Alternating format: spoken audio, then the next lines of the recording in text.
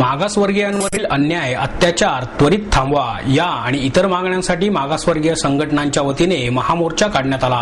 मागासवर्गीयांवरील अन्याय अत्याचार तातडीने थांबवा, अन्याय करणाऱ्यांवर अॅट्रॉसिटीचे गुन्हे नोंदवा, शैक्षणिक संस्थांमध्ये मागासवर्गीय शिक्षक शिक्षकेतर कर्मचाऱ्यांना 50% आरक्षण द्या या आणि अन्य मागण्यांसाठी मागासवर्गीय आणि बहुजन शिक्षक शिक्षकेतर महाचारी संघटनांच्या महासंघाच्या वतीने महामोर्चा काढण्यात आला। या महामोर्चात अध्यक्ष मोना कांबळे यांच्यासह अन्य कार्यकर्ते मोठ्या संख्येने सहभागी झाले होते। सप महाविद्यालय, शिवाजी मराठा हायस्कूल आणि कनिष्ठ महाविद्यालय, खडक पोलीस स्टेशन, फडगेट पोलीस चौकी, रामोशी गेट, जिल्हाधिकारी कार्यालय असा मोर्चा काढण्यात आला।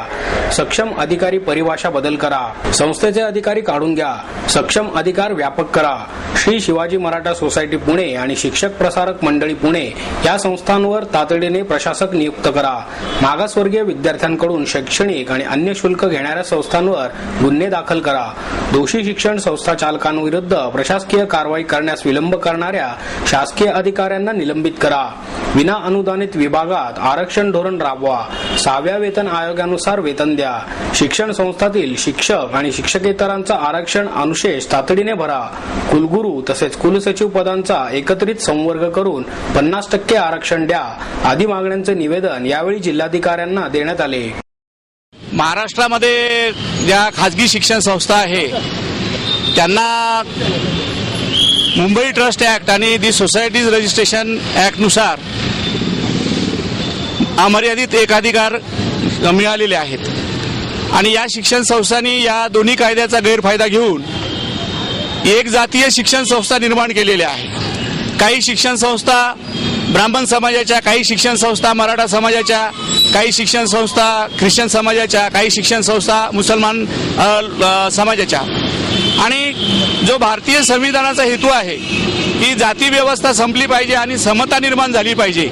तर त्या मूळ उद्देशालाच या शिक्षण संस्था चालकांनी हरताळ फासलेला आहे। आणि भ्रष्टाचाराचे एवढे प्रकरण आहे शिक्षण संस्थांमध्ये की त्यांना असं वाटतं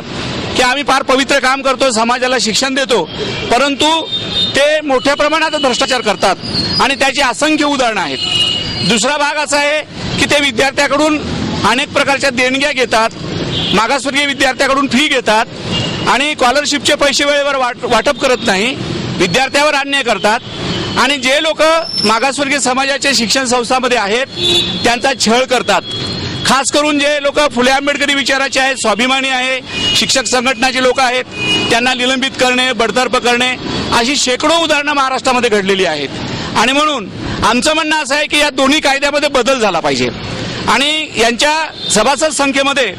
आणि यांच्या कार्यकारी मंडळामध्ये मागासवर्गीयाचे 50% लोक असले पाहिजे, ही आमची शासनाकडे मुख्य मागणी आहे। त्याच्यानंतर दुसरी मागणी आमची अशी आहे की शिक्षण संस्था चालक जे विद्यार्थ्याकडून ज्यांनी जास्त फी घेतलेली आहे ती फी ताबडतोब परत केली पाहिजे, त्यांच्यावरती गुन्हे नोंदवले पाहिजे आणि पोलिसांकडे ज्या मागासवर्गीयांच्या तक्रारी आहे, पोलीस लोक भेदभाव करतात, पोलीस यंत्रणा भेदभाव करते, अॅट्रॉसिटीचे गुन्हे असून दाखल करत नाही आणि त्यामुळे हा जो बुद्धिजीवी वर्ग आहे या बुद्धिजीवी वर्गामध्ये असंतोष पसरलेला आहे। आणि म्हणून आमची दुसरी मागणी अशी आहे की ज्या पोलीस स्टेशनमध्ये मागासवर्गीय शिक्षकांच्या तक्रारी आहेत, ज्या संस्था चालकाच्या विरुद्ध तक्रारी आहेत, त्यांच्यावरती अॅट्रॉसिटीचे गुन्हे पोलिसांनी ताबडतोब नोंदवले पाहिजे। तर ही आमची मुख्य मागणी आहे।